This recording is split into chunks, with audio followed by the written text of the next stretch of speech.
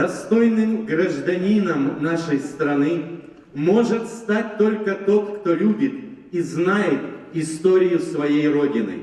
От всей души разрешите поздравить вас с праздником, который сегодня отмечает вся наша многонациональная страна.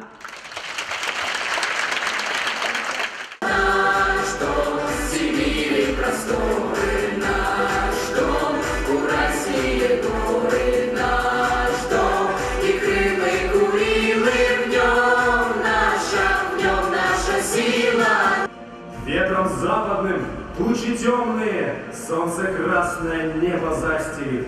Уж ты гойси, дружина храбрая, войско русское, добрые молодцы, знать пришла пора честью, доблестью защитить Россию, нашу матушку, уберечь от врага незваного песни русские дедами петые, уберечь от врага окаянного наши сказки, были заветные, православные верою сильные. Не склони головы перед ворогом, знамя русское высоко неси, взвейся соколом, да над ворогом.